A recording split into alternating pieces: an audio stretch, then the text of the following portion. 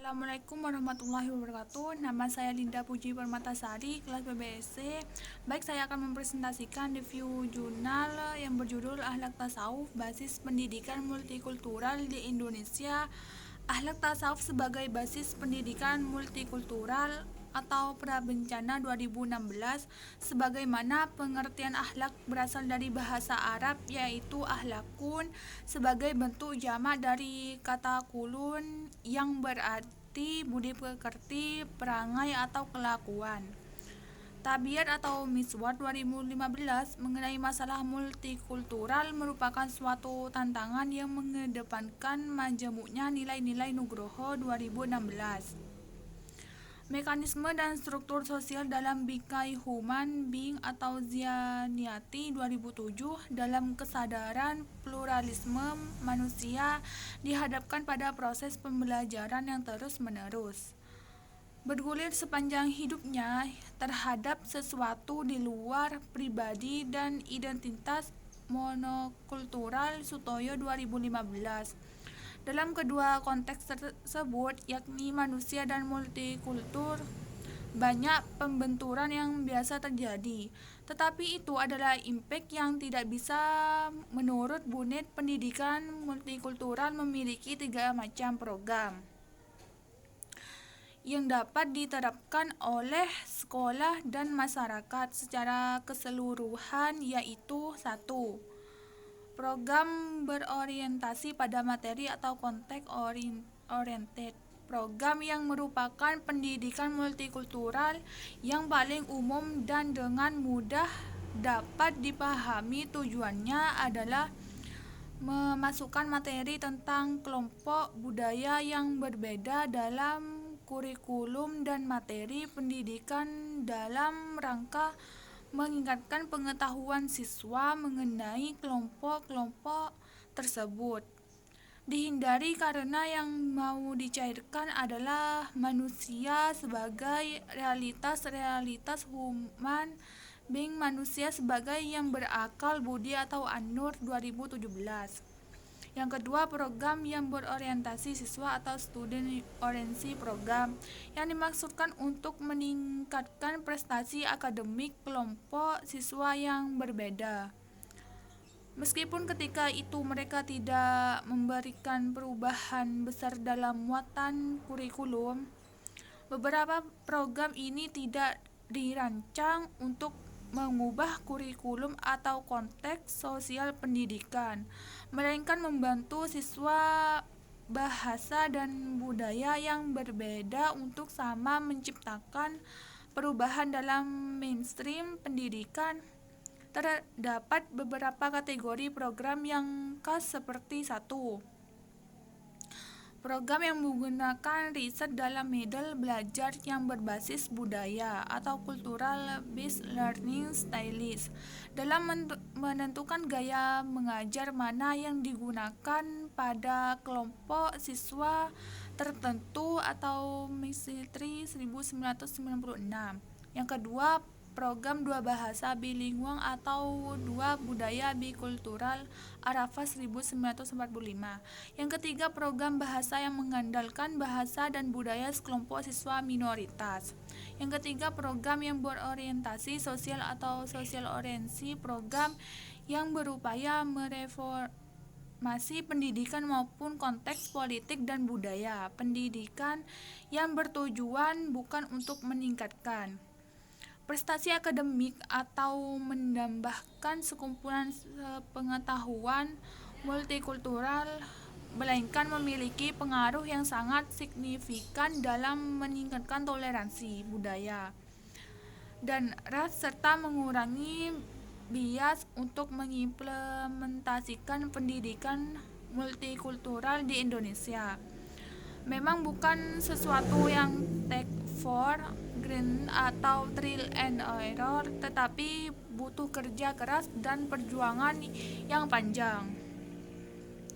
Hal ini dikarenakan Indonesia baru memulai pendidikan multikultural ini, oleh karenanya diperlukan suatu rujukan di negaranya Jadi yang harus dilakukan dalam implementasi pendidikan multikultural di Indonesia adalah mulai proses persiapan rancangan kurikulum berbasis kompetensi siswa pada mata pelajaran yang relevan, sebab multikulturalisme barulah sebuah gerakan dan belum menjadi sebuah ilmu yang komprehensif. Apalagi sikap dan perilaku.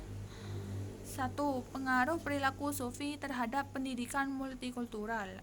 Islam mengajarkan agar semua umat manusia yang beragama Islam menjalankan agama secara kafah, tidak terpenggal atau parsial.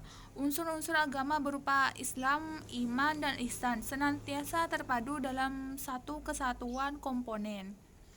Nilai secara absolut sebagaimana ajaran syariah dalam rukun-rukun Islam dan ajaran tauhid dalam konsep keyakinan pada semua kegaiban, yakni iman kepada Allah, iman kepada kitab, iman kepada malaikat, iman kepada rasul, iman kepada qada dan qadar, serta iman kepada hari akhirat sebagai hari kebangkitan untuk menerima ganjaran atau semua amal perbuatannya di dunia.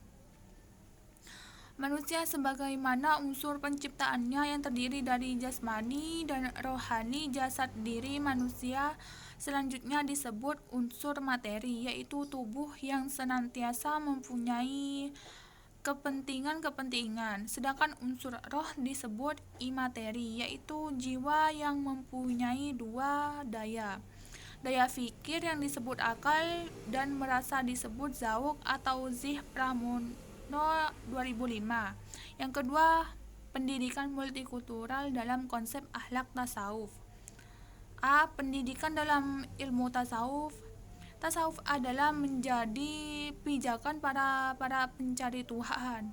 Demikian kaum sufi atau Fahrudi 2017 yang diolah dalam praktek terdekat dengan rutin menjalankan rangkaian ritual untuk munajat pada Tuhan atau Rahman 2019.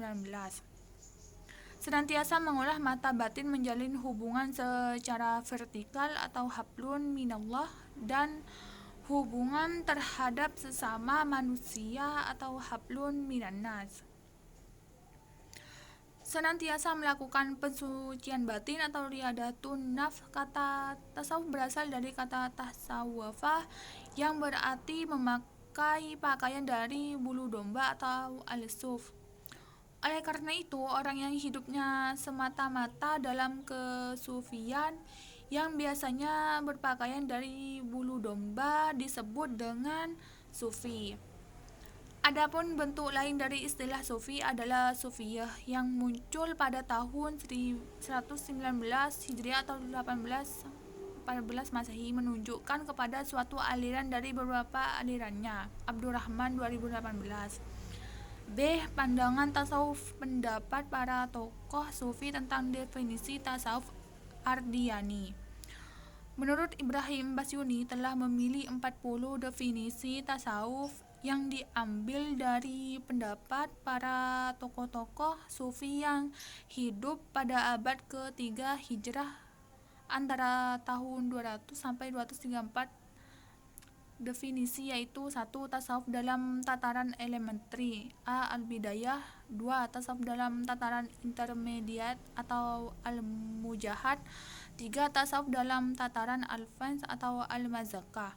Definisi al-bidayah menurut Abu al-Husain al-Nuri menyatakan bahwa kaum sufi adalah kaum yang bersih dari segala kekeruhan dan penyakit batin manusia, dan mereka bebas dari pengaruh syahwat, hingga mereka itulah orang-orang yang terpilih di barisan utama dan derajat yang tinggi. Dalam kebenaran pada tataran al-mujahadah, tasawuf berkisar pada penghiasan diri dengan suatu perbuatan yang diingini oleh agama al-khair dan kebiasaan yang baik al-ma'ruf Selanjutnya pada tataran Al-Mazaqah menguraikan tentang kehidupan manusia dalam tataran tasawuf. Segala kemauan ditundukkan untuk melarutkan ke dalam kehendak Tuhan atau Fahrudi dengan jalan rindu atau isyik dan intuisi atau al-waj. Sedangkan kegiatan hati dan usia dikerahkan sepenuhnya kepada Allah, sehingga hubungan antara diri manusia dengan Tuhannya lebih kuat dan intim, bersih dan menyatu. C. Desain pendidikan multikultural berbasis akhlak tasawuf.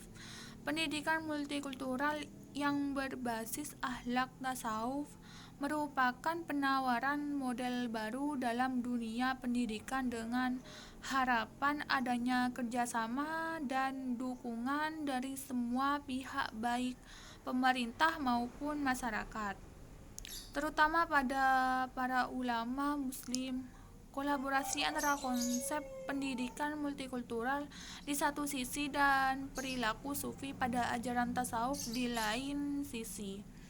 Pada dasarnya, kedua unsur tersebut sudah berjalan dengan waktu yang cukup panjang dan telah mengimplikasi ke berbagai aspek atau hadarah.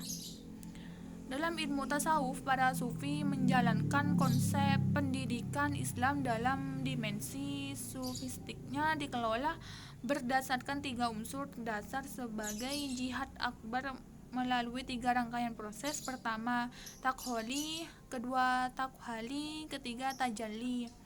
Dikembangkan pada pencapaian tertinggi yaitu insan kamil yang disebut sebagai manusia sempurna sebagai model manusia yang dikehendaki oleh Islam atau Ardiyani. Pendekatan yang digunakan adalah kualitatif dengan bersifat sosiologi, meskipun disadari bahwa terdapat perbedaan pola yang sangat nyata terutama pada praktek keilmuan dan respon masyarakat secara terpisahkan. Pencapaian pengetahuan tertinggi adalah makrifat kepada Allah sebagai pencipta dan menjadi tujuan paling akhir. Abdurrahman. Kelebihan: 1. Metode penelitian yang sangat lengkap dan detail. 2. Dalam pembahasan penulis menulis dengan jelas setiap poin, sehingga memudahkan pembaca dalam memahami isi jurnal. Yang kedua, kekurangan dari review jurnal yaitu 1. Banyak beberapa kata yang sulit dipahami. Yang kedua, jurnal tidak disertai dengan tanggal pembuatan. Kurang lebihnya mohon maaf. Wassalamualaikum warahmatullahi wabarakatuh.